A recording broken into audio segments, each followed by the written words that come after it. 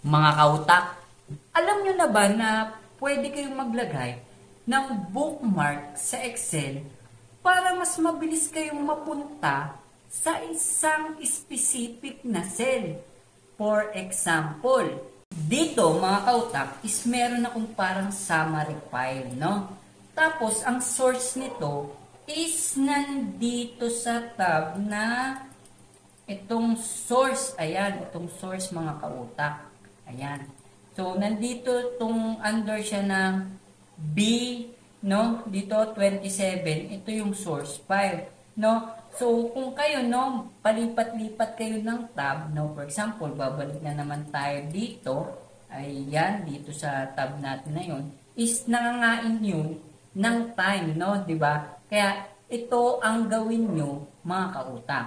So, una yung gagawin, pwede kayong pumunta dito sa main file nyo, no? For example, dito, pinangalanan natin siyang bookmark.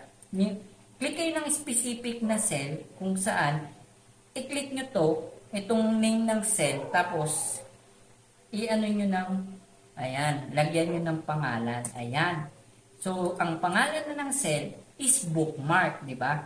And then, punta naman kayo ngayon doon sa source na tab nyo. Ayan, mga kautak, punta ako. Ayan.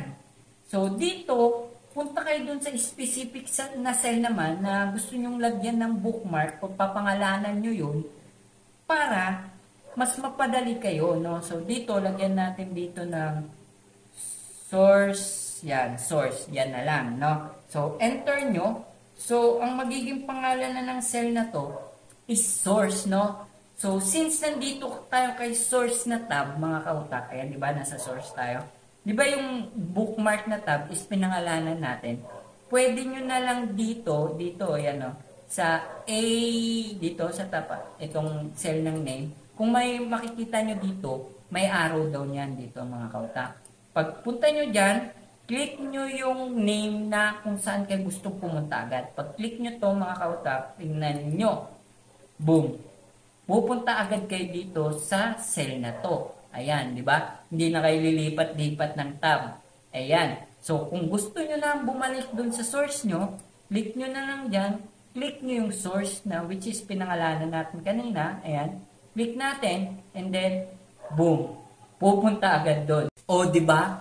Napakalaking tulong nito. Lalo na pag gusto nyo mas mapabilis yung paglipat-lipat nyo sa bawat tab doon sa Excel file nyo. At kung tatanungin nyo, paano naman, no? Kasi, di ba, napangalanan nyo nga to. Paano naman pag gusto nyo ng, tanggalin yung pangalan na yan, no? Kung gusto nyo bumalik siya sa pangalan na B17, no? Para mawala siya dito sa list na yan. So, gagawin nyo lang, mga kautak, is punta kayo no? Nasa home tab ako.